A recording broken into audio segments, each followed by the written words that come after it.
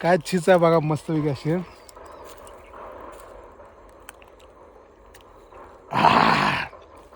ह्याला ना थोडं मीठ आणि मिरची फाईल होते. बघितलं कसा आहे चंपाळा. हा आमच्या दादाने केलेला चंपाळा आहे. नमस्कार मंडळी, जय जवान जय किसान.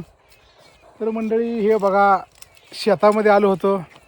शेतामध्ये दिसते तुम्हाला आपले हे सगळे कांदे आहेत बघा मस्तपैकी असे कांदे आले. ते कांद्याच्या वर आपलं तिथं गहू आहे. गहू पण बघा कसा आहे गहू, एकदम मस्तपैकी गहू आला. तर गहू जरा वाळा लागला आहे, पण गहू कसा आहे बघा एक लेवलनं सगळ्या पद्धतीनं आला आहे बघा. त्याला मेहनत पण तशीच केली आहे. आमच्या भावानं खूप मेहनत केली आहे, कष्ट घेतले बघा त्या गव्हासाठी.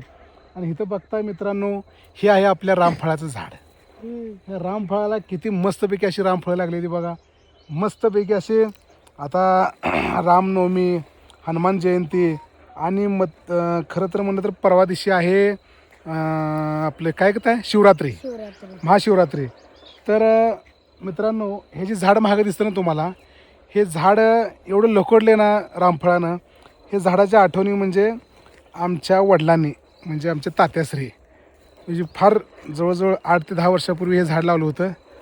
ते झाडाची फळं आता आम्हाला खायला यायला लागली ती बाबा, असं म्हणतात ना. हो का, इथं कसा भेटला आमच्या ताईनं तोडून आणली ती बाबा फळं.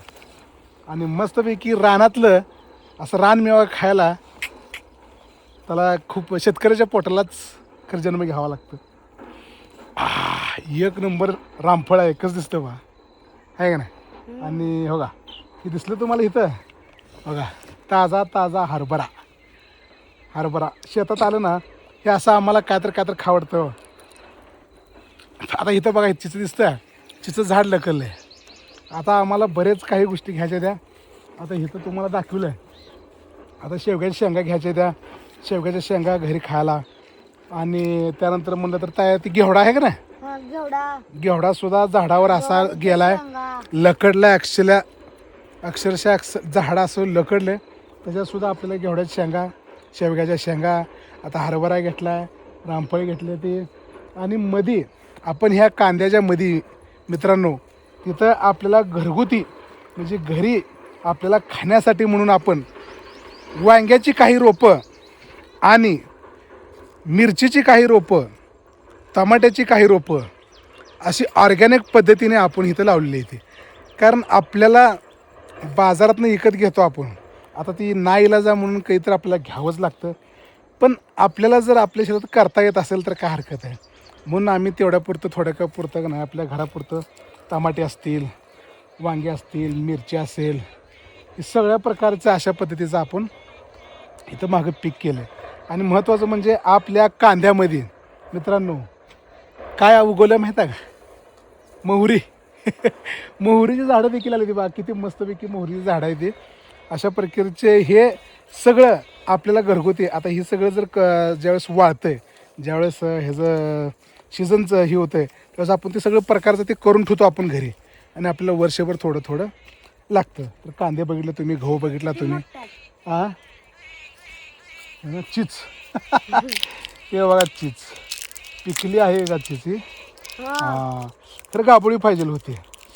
काय चीज आहे बघा मस्त वेगळी अशी.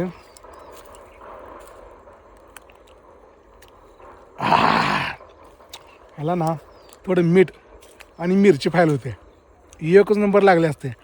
तरी पण ना लाजवाब, तोंडाला पाणी सुटले. एक नंबर. तुम्ही पण ना आपल्या जवळपास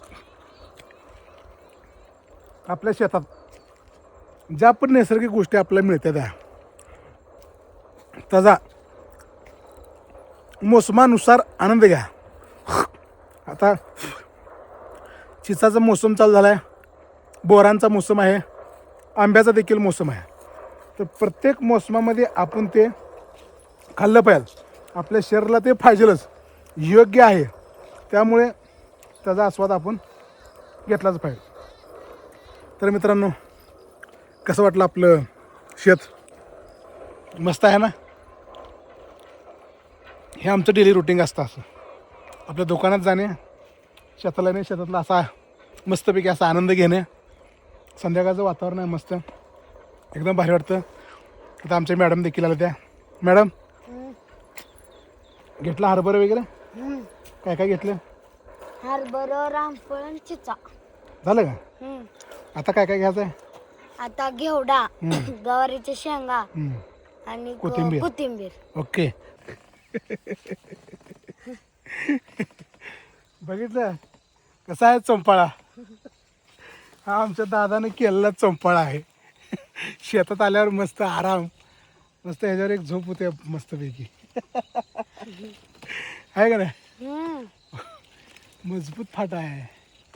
मग कशाच झाडात आहे? ही आंबळीचा. जांभळ जांभळ. हा जांभळीच्या फाट्याला असा मस्तपैकी झोका बांधला. ओरिजिनल झोका.